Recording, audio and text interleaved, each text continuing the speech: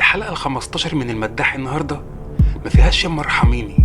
صابر المداح اتحط في خانة اليك، والمواجهة مع قزح والشكمار وصلت لنقطة الدم. عز بن صابر ما طلعش مجرد طفل بريء، ده طلع الكارت اللي الجن بيلعب بيه عشان يكسر عين المداح ويذله. قزح كشر عن انيابه وبقى بيخطط لقتل اي حد يقف في طريقه بدم بارد ومن غير رفة عين حتى. اللعبة كبرت يا هندسة، وصابر لقى نفسه في وش المدفع قدام كيانات من الجن مش بس قوية، دي عارفة نقطة ضعفه بالملي ومستنية اللحظة اللي يقع فيها عشان ينهو تماما.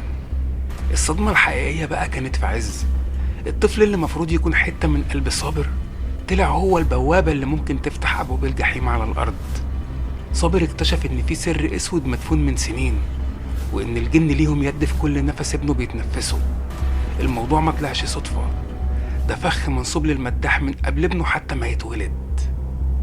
لحظة الانتحار اللي كانت هتحصل وتنهي الحكاية صابر وقفها بكلمة المدد في آخر ثانية. بس هل تفتكر إن ده كفاية؟ قزح لسه معاه كروت تحرق الأعصاب والرحلة لسه في أولها.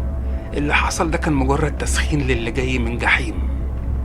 قولي بقى، تفتكر صابر هيقدر يخلص ابنه من المصير اللي مستنيه، ولا الجن خلاص علموا عليه وكسروا عينه؟